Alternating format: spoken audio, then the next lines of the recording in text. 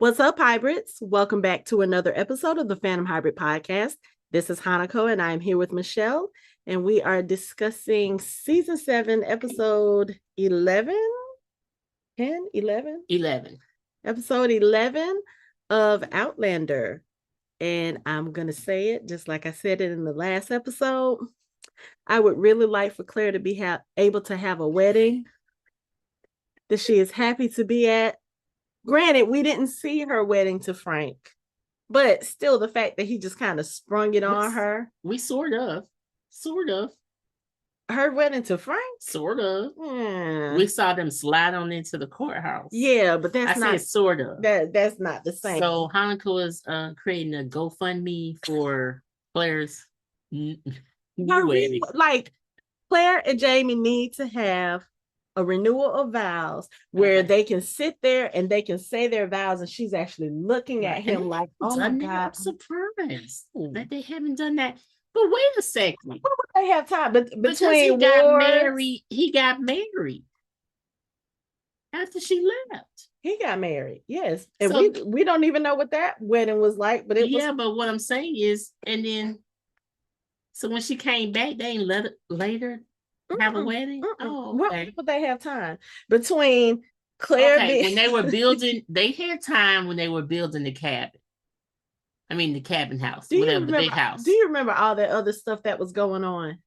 They didn't have time between all but a day. It is not like you need They could have went to the top of that mountain and declared their love together and exchanged vows. They don't take much going on. They had too much going on. Okay, and they were just. Probably I'm just surprised because officially, I'm confused. And we really look back legally, are they really married anyway?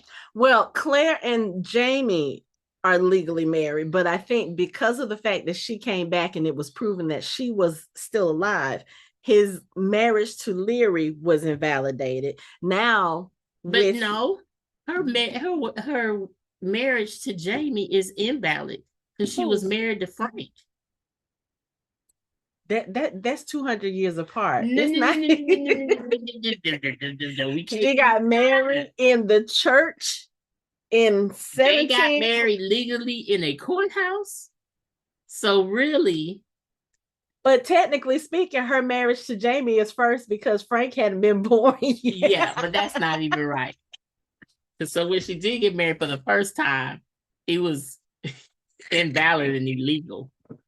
Okay, so they just need to redo because Frank is dead. I just need Claire to have a wedding where she can say her vows to her groom and actually mean it and not be depressed. Yeah. And not be grieving and not be half there. And because true. you went back to look at the wedding episode, right? Yeah, I did. And she did not look at Jamie not on time while she was saying those vows. The only time she woke up is when they cut her arm and she was like, what's happening? Right. Like, huh? What's going on? Yes. So I need Claire to have a proper wedding. Okay. Like everyone go sign on to the GoFundMe. Yeah. I mean, with friends of the bride on one side and friends of the groom on the other side. And I need her to have all I know is this wedding needed to be short. They keep adding words. Y'all just needed her to say I do. Nothing else. Well, they gotta give it some kind of pretense, like it's a real, like Lord it's a Johnson real ceremony. Said, I just need you to have her repeat, I do. She cannot do anything else. But that's also the reason why Mrs. Fig and William were there as witnesses, because anybody else, they would have been like, excuse me, does she even really want to be here? Right. At least with William and Mrs. Figgs, they understand what the situation is, because I'm pretty sure with Mrs. Fig being the main servant, the main the person who runs the house there, I'm sure she's aware of the conversations that go on, so she probably knows why Lord John married her. William, I think, was he was justified in going to his dad and saying, hey, are you sure? Like, why did you do this? Because she's a rebel. And I understand her husband was your friend, but still, like, you are putting your name as a top British soldier, as a loyal British subject. You are putting, that you're gonna put that on shaky ground because you're marrying a rebel. Right. And well, you should stop asking your dad because he's been crying for days. So clearly, this man meant a lot to him. Yeah, but back then, again, most men don't give into their feelings like that, and they don't talk about it. Because even when I he talked about, that's why I said he should get a clue that clearly y'all got something deep going on. I mean, I'm not saying deep like that, but like he like a brother because you moping like she moping. I mean, I need y'all to get out of the dance. Right. But it's kind of, I understand the kind of but he did the right thing to ask because he did the right thing of making sure. Yeah, because any good friend or son would be like, you sure you want to? Yeah. But like Lord John is already in a precarious position. One, because William is Jamie's son and he's trying his best to keep that secret. But also he has to think about how it looks to other people. Like, you are friends with the rebel. And if you remember I think that was season 6, when they met right before Brianna and Roger went back through the stones, they had that conversation and Jamie was like, it's probably a good idea for us to cease our friendship because we're on opposite sides of this thing. But so I don't think that even mattered. I don't even think it mattered. I think he loved Jamie so much. He just wanted to take care of the things that Jamie loved. And he's been doing it. Yeah. Since the beginning. Right. So he's going to continue on. And I love how they showed Claire, like, she's in the midst of the ceremony. She's having a hard time struggling with that last little line until, what was it? To love and to honor until death do us part. She was having a hard time getting through that line. And, Lord John just kind of takes her hand to reassure her, like, okay, everything is okay. And when she looks up and she looks at William, her whole face changes. Yeah, because then you see. Because you're like, this is my husband's son. There is another piece of him in the world. And then you also get to think about it. Like, I actually kind of sort of get to be a mother to his son now. And I see him walking around and it will give me my lovely memories. But I'm going to tell you right now. Okay, I got another thing. At the end of this series, I want all 3 rings to be on both her hands. Because friends, I didn't realize she was still wearing Frank's ring. Yes. So now I'm like, well, you better have William's ring on too. You mean put it on the Lord John? Yeah, Lord John. On a pinky finger. Yeah, but okay. So if you'll remember the episode in season 6 when Jocasta was getting married, you remember that skeevy Philip Wiley who was trying to accost Claire in the stable, and remember Jamie took both of the rings to go bet against him, and him and Claire had a big conversation about that because she was like, well, if you're gonna take Frank's ring, because Philip Wiley was looking at it, he had made a comment about, wait, so you're here with your husband, but you still wear the ring of your dead husband? Oh, that you must be a rare breed of woman, some kind of loyal woman. And he was really looking at Frank's ring because, of course, Frank's ring is gold. So Jamie was trying to get the ring from her to go, to go bet. And she was pissed off. She was like, well, if you're going to take this one, you might as well take this one too. And then he won. I mean, people, we should not be mad at Frank. She still wears. You know what? We're not having this conversation. Okay, I'm just saying. We're not having this conversation right now. We're talking about a whole different husband now. I understand because you can get on Frank, but she still wears his ring. We will talk. And she totally understood why he had an affair. We would. Because her heart wasn't in it. Yes, that's true. But we will. And he was a great dad. You know what? We're gonna talk about Frank another time. He was a great dad, so I understand. So now I want her to have all three rings on. Yeah, because the one thing about their marriage, Claire and Lord John, and again, we're going through the episode, it's like weeks, because you hear that in just the different language. When they go to visit Henry, he mentions that it's been weeks since the surgery, and so we're getting little bits of indicators of time. But I just think it's so interesting that they are both grieving this man. And even though Claire says in their moment of of grief when he's comforting her in the room, she was like, he's not yours to mourn. But at the same time, I think she also understands the depth of the feelings that Lord John has for Jamie, and it's kind of weird, but they can kind of comfort each other in a way. But I love the fact that even though this is not a marriage of love, it's more so a marriage of convenience, he still treats Claire with that kind of respect. And he does little things like, okay, I know, I didn't tell you we were going to host this dinner, but I had this dress made for you. And when he told her open it, he was like, open it. It was almost like a, giving a present to someone. He's a really nice guy. He is. It just so happens he really likes Claire. Yeah. So... Are you saying liking Claire with a double entendre? No, he clearly put out forth that no, he don't like Claire that way. Yeah. It's been 15 years, maybe plus, since he had been with a woman. Right. Yeah. And he was being with her just to be close to Jamie. So yeah, it tells you. And something. I don't think that was something that they did on purpose. It was, he came in like, oh no, I don't think I'm not gonna. She was I'm sitting there screaming, right? And he over there drinking and was like, and she was drinking too. Right after she tried to kill herself, been drinking. I was like, drinking. Right. But I was looking at Claire like, we are not about to have a Romeo and Juliet moment, because the moment she would have killed herself, Jamie would have walked through the door and been like, what the fuck?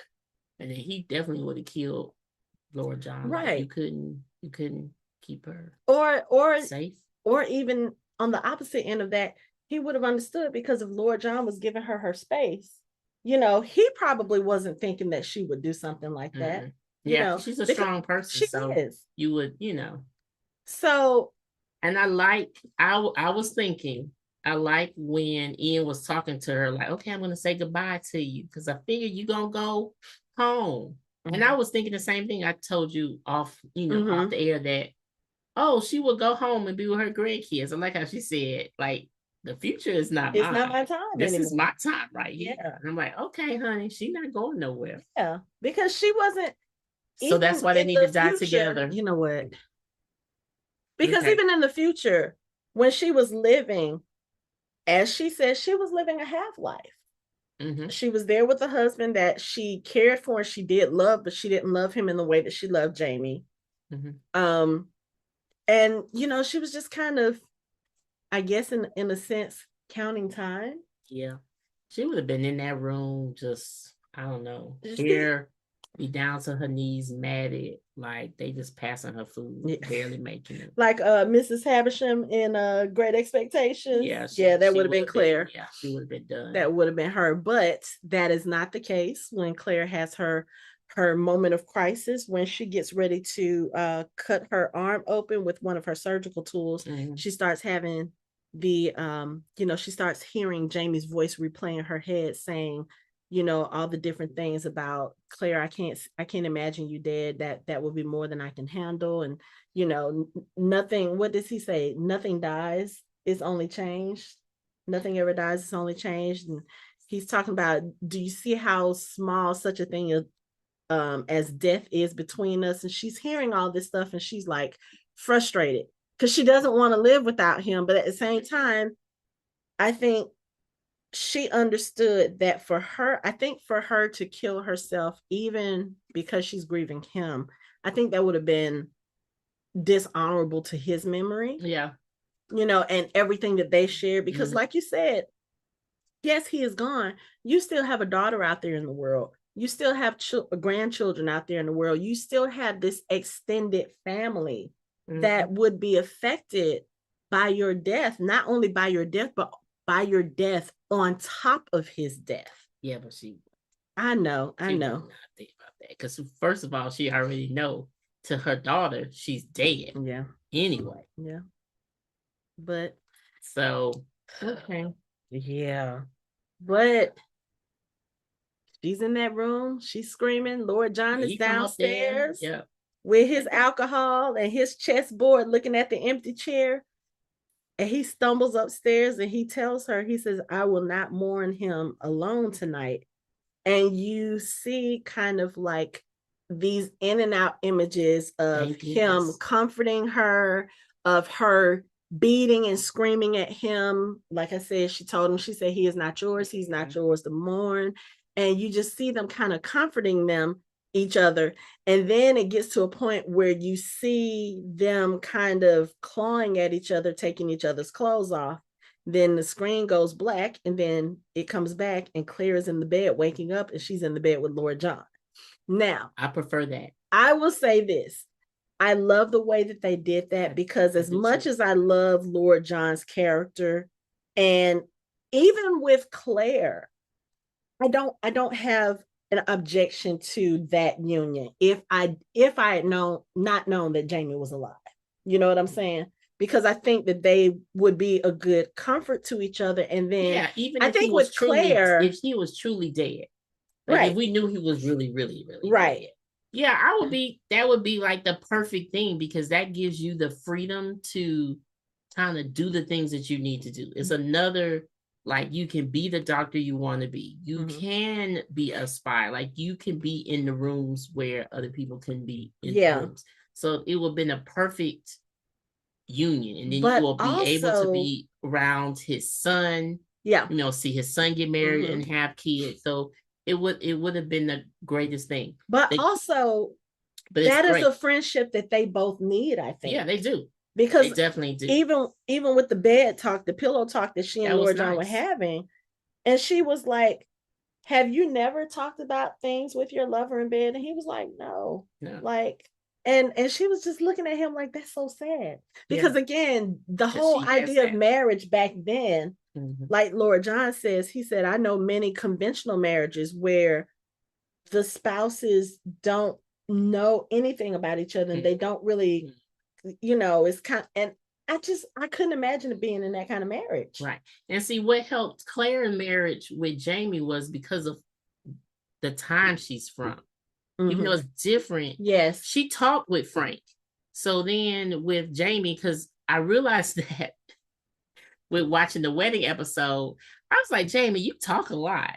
Like, you telling things that you probably shouldn't be telling. But he was telling, but it was nice. So that's how they grew really close to each other quickly, because he was having those vulnerable, intimate moments with her where he was talking. And I'm like, well, you spill the beans. Like, you talk about anything. Like, no, I never touch a boob. And I mean, it was like, you tell everything. But what did the guy say about you? This is what the guy said about you. I mean, you said every little thing. But I think that was opened also her up to talk. Yes. So he is a talker. The only time he wasn't talking, but he was going through a trauma. That was the only time. Yeah. It was quiet, and she had to pull it out of him. But he's a talker. So the reason why their marriage is like that, I think it's because of the time Claire was in, and Jamie is a very open person. Yeah.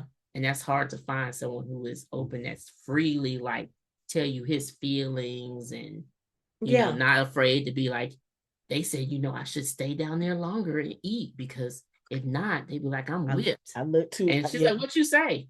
I'm whipped. I was like, okay, over that.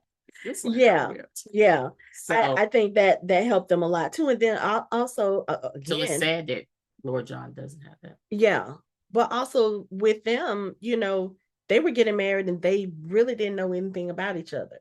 And for Jamie to be a man of that time, to be 23 years old, had never been with a woman, because most of the people, I mean, in this time, most of the fathers are taking their sons to the whorehouses at 14, 15 to, break them in or whatever. And the fact that Jamie never did that, one, that talks about his character as a man. And I think part of his talkativeness during that time was to let Claire understand, this is who I am as a person. When I say that I am yours now, but I mean it. And then going back, the reason why, I think it's because of his parents. Yeah. Which he had a good example. He did. Like, so I think they, like, because you even see his relationship with sisters, they talk. So they had a family that like shared things, which made him respectful, because he's very respectful of women. So I think that started from they were doing some family therapy here. That started when he was younger. But going back to that scene, I really enjoyed. No, I am thankful that they did not show them having sex. I don't think I would have. I don't want to see that. No, because the only person I want to see her with is Jamie. Right. And yeah, I'm okay with Jamie dies, her being with another person, but it's just better that we really don't know, but know what they did. Yeah, we know she beat him up because he had scratch marks all over his chest, and we know it was probably not your basic vanilla because. He apologized to her for not being very gentlemanly. And she was like, well, I don't think I was very ladylike either. So, and the fact that she didn't even remember, she was like, I rather thought I dreamt that. You're drunk. Yeah, you're in the throes of grief and rage and all of this other stuff. And you had a moment. Yeah. But I like that they didn't shy away from it. It was just kind of like, okay, so they're sitting there talking and you kind of sort of see them getting a little comfortable with each other, just talking. And like I said, I feel like that is a friendship that they both need because her experiences with Lord John mostly came through Jamie. Yeah. And I think at this point, just like he tells her later on in the episode, he was like, in this house, we have to survive. Yeah. And if we can do this together, then we will always have him. Right. Which is true. Like, let's work together. Yeah. But it is also very weird because, again, you are talking about a man who is also in love with your husband. Yeah. So I get that he did say that it has moved on to just a deeper connection with him that necessarily don't have to be that we have to be together. Yeah. He's a great friendship. And I'm like literally raising his son. Yeah. Yeah. Because when she asked him about that time that Jamie offered his body. Yeah. He was like, yeah, if I would have taken that, then it would have tarnished what came after that, the friendship. And that was the most important thing to me. And I'm glad that she told him also, yours was one of the friendships Jamie cherished the most in this life. Right. So I'm glad that he has that and that they have that. And I'm, felt that he was a great person for his son. Right. So. Right. Because really, if Jamie had a problem with Lord John, he would have said something a long time ago and tried to take that boy and stuff like that. So he knew it was a great person. But then, so they go through the motions again. We don't know for sure how much time has elapsed, but Claire does have to make an appearance with Lord John as his wife at a dinner thrown for the British. And I really was wondering, I was like, how is Claire going to keep her mouth shut? But again, Claire is in mourning. So her whole personality is so different. So even when the young girl who was trying to dance, who was trying to flirt with William, asked her, she was like, so Lady Grey, what do you think about these things? And Claire was like, I wouldn't think to give my opinion. I was like, oh yeah, this is definitely not. But guess Claire. What? She still gave her opinion because when the girl walked off, she looked at him like, why you can't dance with her? Right. She was nice. She was nice, but she was also very very aggressive. Yeah, but she was nice. You could at least dance with her. Right. Well, I can't because I don't feel it. I don't feel like dancing since Rachel left. But yeah, but okay. So speaking of Rachel, we'll come back to the Claire stuff later. But speaking of Rachel, finally, Ian and Rachel finally get everything out in the open. They both finally said that they love each other, and Ian tells Rachel about Emily and his past with the Mohawk and everything. So I was like, I was glad for that because I wasn't sure if he was on tell or not. Yeah, I don't think I'm like, this is you need to tell. Yeah.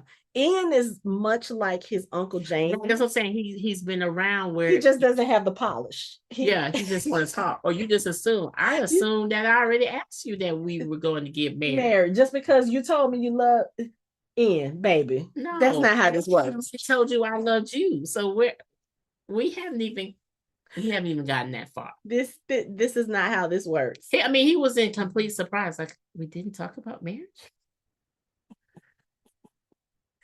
Rachel was like, no, I think I would have known if you asked me to marry you. I would have remembered that part. Right. I don't drink, so I would have remembered. Right. But you also with Ian, you know, one of the things that we talked about in the last episode, we were kind of worried about seeing how he reacted to the news of Jamie's death. So we don't get the actual reaction, but we do get to see him making a cairn and talking about it, and his conversation with Claire where he talks about, I feel like I lost 2 fathers. Y'all gonna start trying to make me cry. But yeah, I like the fact that we are seeing a little bit more of Ian and Rachel's relationship and them coming together, because that was one of the things I was saying. You know, we saw a lot of the buildup of her friendship and potential relationship with William, and I felt like we wasn't seeing enough of that with Ian, but now we're starting to see it. So I'm glad, because I don't think he would have kept the Emily stuff from Rachel, because that's too big a thing to keep. Oh, but yeah. Also at the same time, it's kind of like when he's sitting there, he's talking about his dad, and he's talking about Jamie, he's lost them both, and then he has to tell this woman that he loves that he was formerly married and that he got kicked out because they lost 2 children, and then find out I actually did have a right. And then you find out that you do have a son, but you can't raise him because it's, you know, he's better off in that way. It's like one of the things that you always say, you realize how much Ian has lost, and you just want him to have a sliver of happiness. So I'm so glad that Rachel is of that understanding sort where she listens to this, that she was like, okay, you know what, you just unloaded everything on me. Yeah, I love you, I'm telling you very he's plainly. a very honest man. But what I really liked about that conversation is when he said, Emily chose me, but I was grateful, but I choose you wholeheartedly. Yes. And I hope you choose me too. And she does. That sound like an R&B song. You know what? We talk about art. No, that was for Walking Dead, because I was like something that was happening. I was like, okay, y'all just go make a R&B playlist. So okay, right. But I'm glad they finally got that out the way, and it's settled now. I really need her to take that bonnet off and let that hair down, but you know, that's just it. Me. Probably it better come. And get her straight now. Get her straight. But I think as a Quaker, she has to keep her hair. I want it down. Okay. All right. Okay. So basically, okay. I was gonna say, basically, you trying to say you want to see a honeymoon scene? No, I mean, I don't want to. No, I don't want to see them do anything. I just want her to just. They be out running in the field and her hair just flowing. I don't know. Okay. With them, they just look so happy. Yeah. She just looks so pinned up right now. Right. Just for me. Yeah. Okay. But I understand.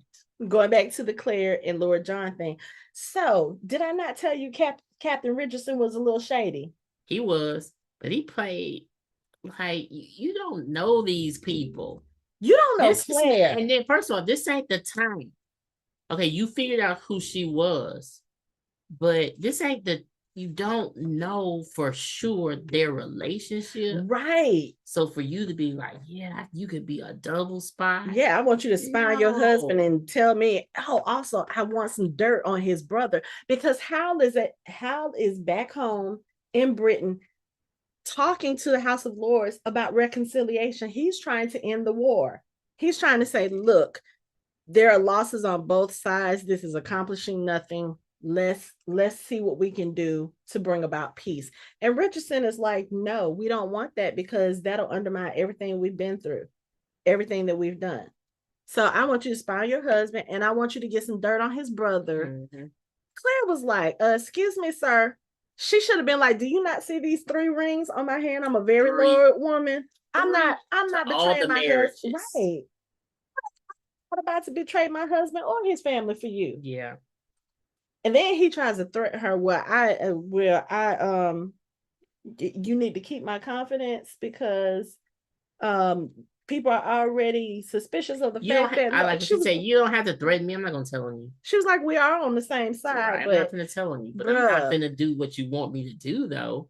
You don't want to piss Claire off. Look, Claire got a whole bunch of potions. Yeah, but now this turns into a clusterfuck with Jamie being alive. Is a lot to unpack. It is.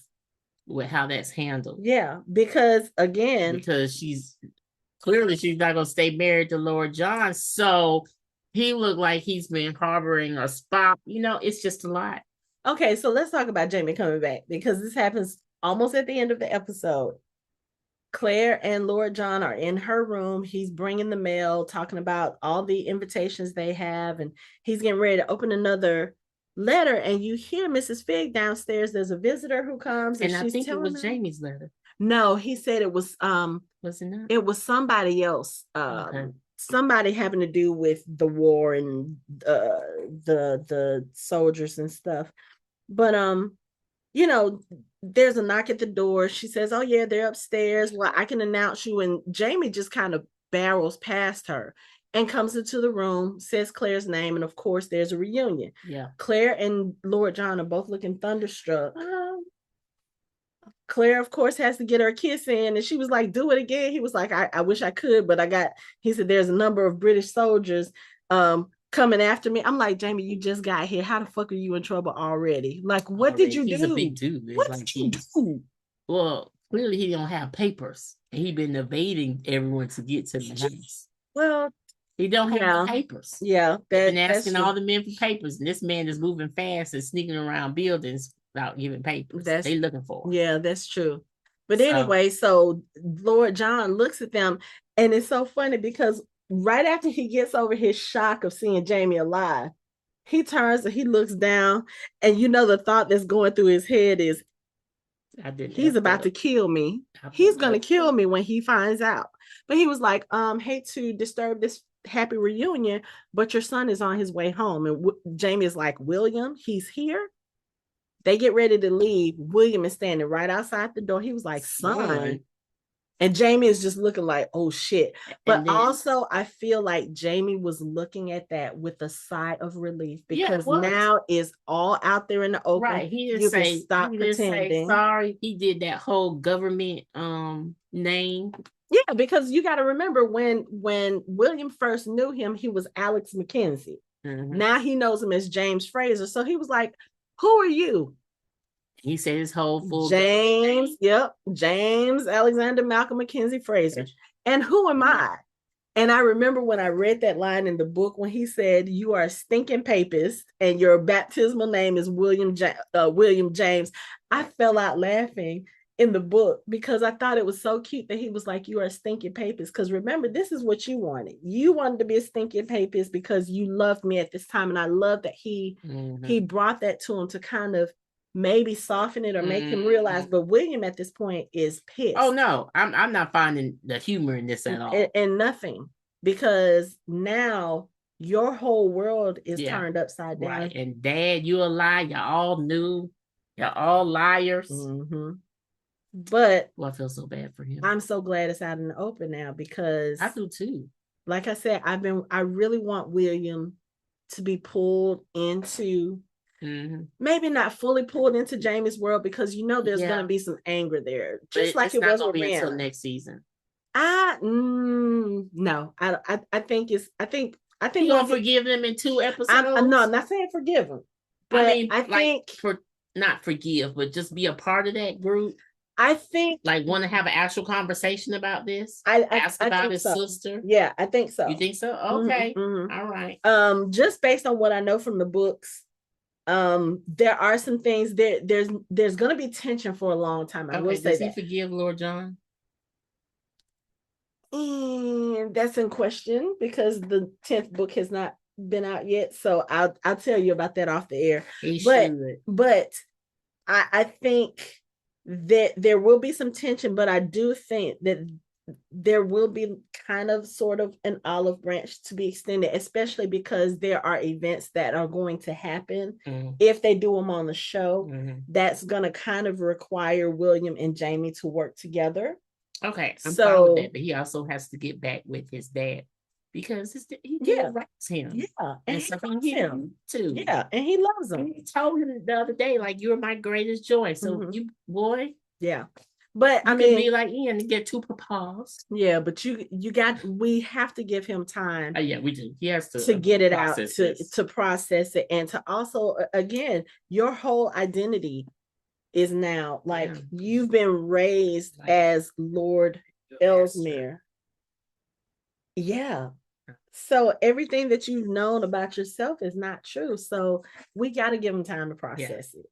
And I know that Jamie and Lord John will respect that, but of course we don't know how that's going to happen because the redcoats burst into the house to try to get Jamie, and William, of course, he's pissed, but he's even more pissed that the redcoats just bursted. How dare you come into the house of Lord John Grey like this? And so Jamie points a gun at Lord John and he takes him hostage and they leave, and Claire is sitting there smiling like, okay, I don't know what the fuck is going on, but this is great. Yeah, that's the important part. Then I said, and then we should have gave her a few more minutes of filming and didn't have her realize, oh, I done fucked up. Oh, she'll remember. She'll. Oh, I got some things I gotta tell her. But you know what? I don't think so, because she's not gonna look at it as. Oh no, she won't. But she know. But because also she didn't. She didn't, and ultimately he was dead. And second of all, she knows him, so they just have to talk about it. Yeah, now it's gonna be. He gonna be mad, but not mad at her. Because and he's not gonna be like, oh, I feel like your heart is somewhere. He knows, right? I think the thing that's going to make it hard. One, honey, I sat in my own crap and peed for like 2 weeks in that bed. Two, I almost slit, not my wrist. I went for the real vein right here where we take, give blood and stuff. Yeah. 3, I don't even know what I was going to do. My heart stopped. I'm a whole totally different woman. Yeah. So excuse me if I needed comfort. Yeah, but I think the thing that's really going to be hard for him, I think he wouldn't have, because of the circumstances, because she thought he was dead, like really, really dead. Like I literally had a man come in and tell me that he saw your boat with your signature go down. Your signature, yeah, on the papers. That your boat went in the water. Yeah, I think if she had taken comfort with someone else, he probably wouldn't have worried. That looks a little strange. It's just the fact that it was Lord John. Right. Which, for me, I feel like... No, I would think it would be worse with someone else. I think it's okay with Lord John. No, because Lord John, even though he doesn't feel the same way Lord John does. I back up, because it would be different if Claire was presumed dead and you went and found Larry again. Right. And had relations. I'd be like, what? But well, here's the thing. The first time you did it, you know that Leary was the person who tried to have Claire burned as a witch. So you were dumb for doing that in the first place. Yeah. Lord John, I feel like, is too close to the situation. And because him and Jamie, even though Jamie does not reciprocate his feelings, he does love Lord John. Like that is his closest friend. That is the person he trusted with the other most precious thing to him. I think because of that proximity, because of that closeness, that might be the thing that makes it hard for Jamie, because how can you still be best friends with this man knowing this man has been with your wife?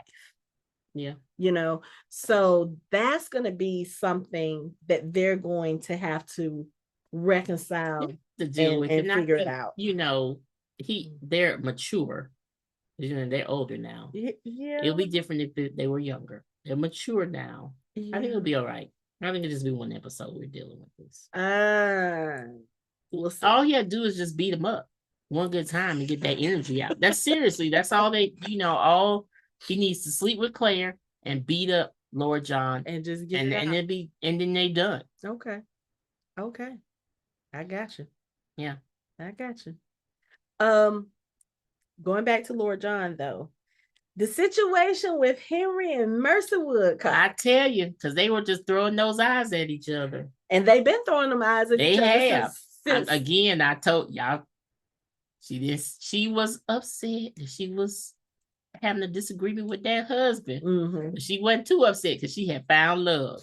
But it had been probably over a year, so she probably... It don't matter. She found love.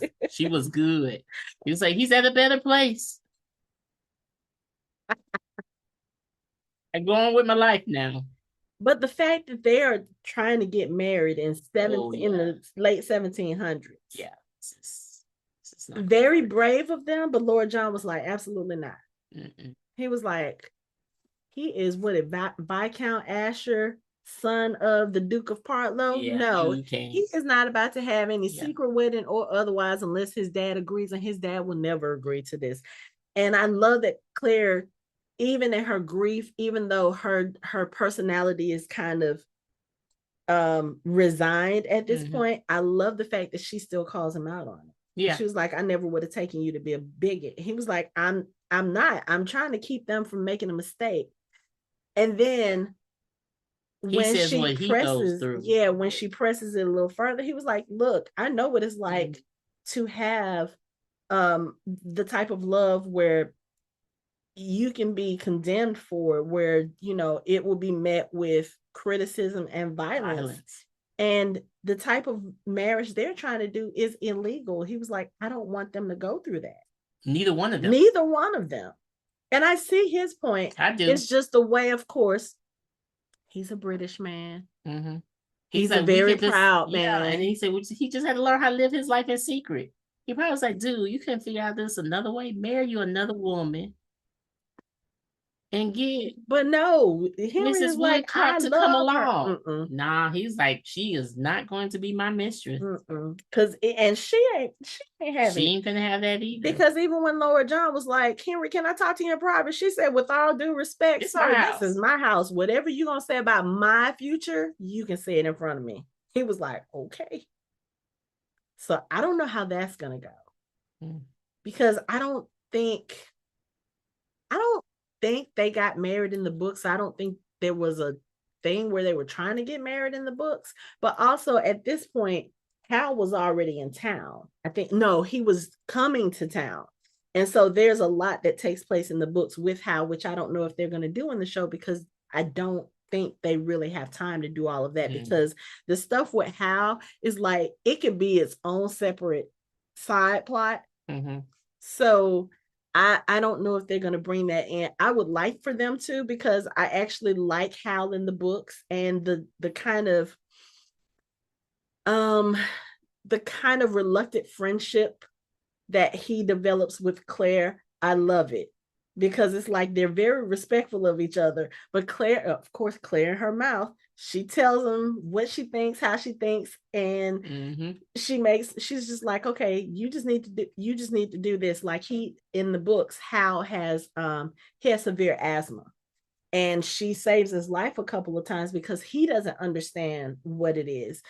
And there are things, and she's like, you need to do this, you need to do this. He was like, I will not. Absolutely, you will. And it's just watching listening to their banter back and forth. It's so much fun, and I would love to see it with the two actors here on this show. Again, I don't know if we're going to get it, but it's about to get interesting, because Jamie is back, and now you've got to go through and kind of, you've got to refigure your life. Right. Yeah. And the society with, she's supposed to be married to Lord John. Yeah, it's going to be. Okay, so the other thing about that is, a lot of people understand that she married Lord John because her husband died. But if he shows up alive, and the explanation of how he survived gets out, automatically that's fine. Marriage but then it's like you were married to a rebel. Right. Yeah. They still rebels in the wrong location. Yeah, I don't think he's gonna care about that right now, because none of them gonna care right now, because they honestly probably going to care about William. So I don't think they really care about the stuff that's and plus the British is about to withdraw from the city. So I don't think that will be much of a problem. But like you said, now we've got to get all the William stuff figured out. And then Claire and Jamie are going to have to reconcile. They're going to have to hash this out and then move on. And we don't know what they're going to do. Are they going to stay in Philadelphia? Are they going to head back towards the Ridge? Are we going to get them going to New Bern at any point in time and reuniting with Fergus and Marsley? Because that is also a big part of the story around this time in the books. So, and I do know that Fergus and Marsley are coming back. I just don't know when. Okay. So it's just, there's so many things that can happen right now in terms of their story.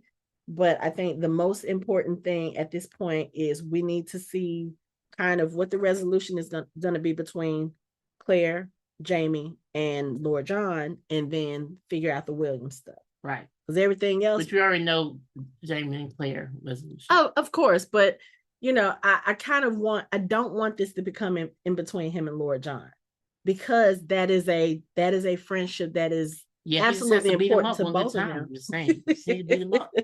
That's all that's needed to get that energy out. Mm-hmm. You know what I'm saying? And then Lord John is going to take the punches because he's going to feel guilty. Yeah. And then hopefully Jamie is not going to kill him, but I'm just saying he gonna tear him up a little bit.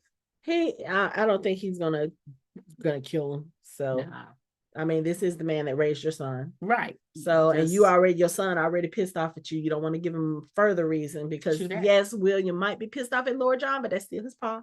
Yep, it's true. So that's still his papa. So, but okay, so let's leave all them to the side, because we need to talk about Roger and Brianna and what's going on with them on their end. So Rob Cameron did not take Jim through the stones, and he has the audacity to show up at Brianna's house threatening her about the gold, the Spaniards' gold. And we as a family gonna get on a plane. Right, we're gonna pretend like we're one nice big happy family and go find the gold. Go to America and find the gold, and once I have the gold in my hand, I'm gonna let you and Jim go. She really supposed to believe that? Right. For real? No. And then you try to overpower her. The only reason why you did was because she had just injured her fingers. Because I think if she had full use of both hands, Brianna would have whipped that ass. Yeah, she would have stabbed him. But she got him good. She did. She clocked him with that frying pan. Right. Real good. Knocked his ass out. But he even, like the way that we see him in this scene, you can tell he has lost it. Because every time we've seen Rob Cameron before, he's always been nicely coiffed, and but you would lose it too if you've been interviewing a child for 2 days and they give you nothing. And we don't even know how long it's been at this. But that's true too. He's giving him nothing. And he's talking about there are some other ways that I can make him talk. Okay, I will say this, because in the books, in that scene, he actually threatens to rape Brianna.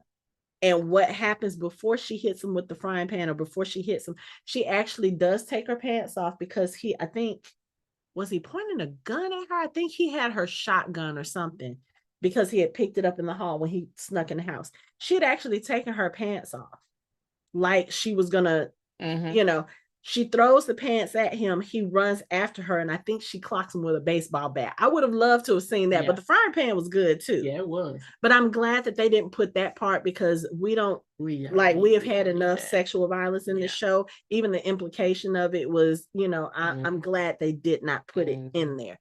And she just let him have it with the frying pan, and now he's out cold. Now we can't call, page, email, send a letter to Roger to say you can come back home. Right. But he's on his own mission. Yes. With his sidekick. Okay, you know what? I would totally be up for a Roger and Buck sideshow. Y'all, look, this, as much as I always rant about the six episode seasons, y'all could do a little 6-episode arc with just Roger and Buck going through the countryside, looking for either Jeremiah Mackenzie, the big one, or Jimmy Mackenzie, the little one. Because I love their dynamic in this. It's like the longer they're with each other, they play very well off each other. Because when Roger is asking questions and he's getting frustrated, Buck is right there with a viable explanation, like the guy. Because Buck is really more towards that time than Roger is. Yes. Buck looking like, shut up, I got this. That's not how you ask. Right. People will feel some type of way. Right. But they do get some clues as to where the ferryman is. And then they actually come across some guy who actually has Jerry Mackenzie's military jacket. And when Roger tries to find out more information about the ferryman, the guy who has the jacket and his 2 adult sons, they feel very threatened, and they buck up like they're about to fight, which tells me something ain't right with them. So, because the guy claimed that the jacket was his, you ain't got no 1900s military jacket and you from the 17, like, yeah. So something is weird about that. And Roger also feels it too, but he was like, an RAF pilot would have fought to the death for that jacket. So he's starting to think, okay, maybe he's already dead and this is just pointless. And Buck is like, no, that doesn't necessarily mean that he's been harmed. Maybe he traded it for money, maybe he traded it for food. I mean, if you think about it, this is a man who is very much out of time and probably had to do what Claire did. Claire had to do some quick thinking. The good thing that happened with Claire is that Myrta found her and took her to Dougal and them, so she was able to kind of get her wits. Jerry probably did not have that kind of intervention. So he's already a strange man, dressed strange, probably looked strange depending on what his hair was like. His, if he's in military, he's probably clean shaven, but he probably just looks like he is out of place. Right. And so the fairy man. Yeah. He's different. So he could have come across these guys who have his jacket and they could have taken it from him. They could have robbed him. They could have done anything. So now Roger has to make a decision. Are we going to continue to pursue this? And he decides he is, because he still thinks that somehow his father being there and Jim being there, which again, he does not know that Jim did not go through the stones.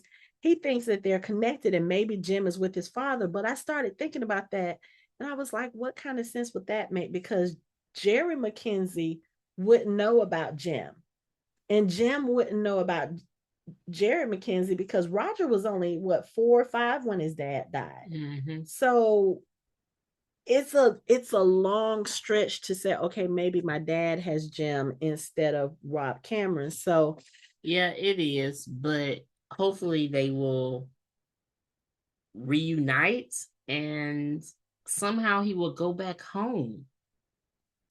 But the thing is, if he goes back home, that changed. So not the dad. Roger needs to go back home. So this mission has to be completed. And then you have to realize you really was thinking about your son, but you really need to reconnect with your dad. I don't know. For whatever reason. For whatever reason. Yeah.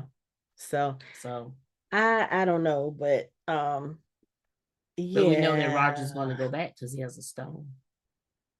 He does have a stone. They threw that in there. Yeah. And he has one. And he said, we had to find 2 more. I said, why you had to say that out loud? I mean, which means we'll have a hard time finding 2 more stones. Maybe not. He looked up on this one. He did, but the way he said it, like we know, like, hello, we know you need a stone. Yeah. Don't have to say it out loud. I know. Just buy the stone and move on. I know. Need 2 more stones. Okay, I got you. I see what you're doing there. We'll see how it plays out. But let's see. Do we have anything else to talk about in this episode? No, I think we covered it all. Yeah. Jamie's back. Yay. Michelle grabbed my leg. She was like, yes. Yeah. Yes. I'm glad they didn't drag that on. No, I mean, when I say they're moving, but this one was a little bit slower than last week, but they're moving. Yeah. They're moving. Yeah. They're getting in all the stories, and I really don't know how this is going to end. I don't either. I have like no clue. But that's a good thing. I mean, it's a good thing, but like none. The final scene before it fades to black. Yeah. Yep. And it can't be that everybody happy because the way they go, they get into shit all the time. So it's like happy. What's happy? I mean, they be happy, but stuff is happening. Yes. Like, they're not relaxing on a cruise. They are. No. It is constant. Yeah. It is constant. Constant speed bumps. I always say when stuff happens in life, it's a speed bump. They are on a rocky road. Yeah. And this is even without all the stuff about the upcoming war. Yeah, they have their own family issues when stuff happens. Oh, well. And it's fine. It makes them stronger, but it's not going to end with everyone just being happy because it's not even realistic. Because there'll be something happening next week for them. I know. But the important thing is Jamie is gone. So now I just need Ian to see that his other dad is not dead. Yeah, but he is gone. But he'll be back. He just took Rachel to Valley Forge so she could meet up with Denzel and the Fighting Quakers. He's coming back. He's not, Hey, I got a little issue with that. Oh, okay. They're traveling alone and they're not married. I'm just saying. But I don't think Ian would do anything to dishonor Rachel. I didn't say they were doing anything because I don't think they are. I know. They smooching. But I'm just saying, they got Rolo. They got the best bodyguard. They do, but that's not what I'm also saying. I'm like, people be like, wait a second, y'all not married, y'all just traveling. Like y'all taking trips. Courting her. Okay, we want to say it like that. He's Scottish. Look, he's Scottish. They can say they're hand fast or something. Okay. I mean, okay, I go with that. Yeah. Okay, sure. So it get a poor reputation, but that's fine. Rachel is a Quaker on the side of the rebels. Do you really think she give a damn about her reputation? Well, first of all, with Ian, she don't care. Like she told him, she don't care. Yeah. Because I mean, they know what they are to each other. Yeah. She was like, and he is a very honorable man. Right. So. Right. Jamie raised him well. Mm-hmm. So, okay. Mm-hmm. Jamie's back. So, unless you have anything else to say about this episode, no. That is it for our show. You can find us online at www.fandomhybrid.com. We are on social media, on all the social media at Fandom Hybrid. You can chat with us on our Discord channel. You can watch our videos on our YouTube channel, and you can listen to us on all major podcast streaming platforms. Thanks for listening. We hope you join the conversation next time.